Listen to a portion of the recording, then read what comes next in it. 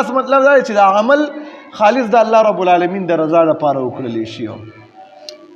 بله ورځ مونږ ډبګري ګارډن نه را روانو نو په لاره کې مونږ باندې د ماښام اذان ویلو. مونږ زه هم یو بل ملګری ور سره نو هغه هوټل له ور دننه شو، هغې کې کېناستلو نو دې دغه هوټل والا چا چکني وغوښتلی، ویل چکني نشته دی. نو هغه ورته ویل چې نه چکني نشته دی، بیا هر څوک غواړي. نو ما وویلې ثواب دې په نصیب کې نشته دی. ځکه روژه ماته دې په کار دا دی چې تا وسه دې کېدلې په دې ټایم کې دا شیز ولاسې یو اضافه هم ورکولې چې هلکه زما په ذکر روژه ماتې چې ماله ثواب میلو شي. نو هغه خپل حق هم ته بند دی.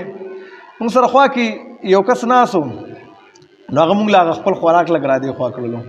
نو چې کله غوښه یې ورله راوړله موږ خو د ساده خوراک را واخیستلو، نو هغه سیخان موږ طرف ته راولېږل. موږ ویل موږ نه خورو، ویل نه دا زه ثواب په نیت باندې وکړم.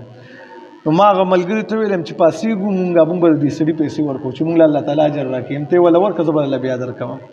نو دا کس زموږ نه مخکې پاسېدلو. موږ چې کله راوتلو موږ اواز وله ور نه کړو چې یاره پیسې مه ورکړو، موږ ورکړو، ځکه چې موږ ویل چېرته زموږ بیا ورنه کړي د شرم د وجې نه. خو هغه چې پاسېدلو موږ چې هغه پیسو والا ته رالو، هغه ویل پیسې ستاسو شوي دي، موږ له عکس راکړلې. د اخلاص پورې ویم چې کله سړي کې اخلاص وي که الله رب العالمین د ده د عمل په سوچنده باندې قبلوي.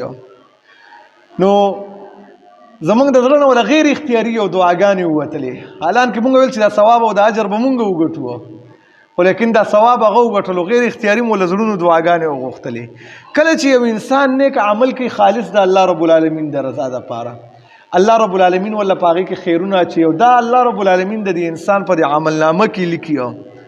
د عملنامه کې ولیکلی شي قیامت په ورځ انسان د خپل نیک عمل نه خبر هم نه، الله رب العالمین وله روښیي چې تا دا نیک عمل کړی، دا واړه واړه عملونه به وي، دا به وایي چې الله او دا خو ما نه هیرو، دا خو ما نه وکتلي، او نه زما په دې باندې دومره ګمان و. او کله به داسې چې وړه نیکي به دې کړي، الله رب العالمین به له دومره غټه کړي. ستا هغه اخلاص ته الله رب العالمین ګوري.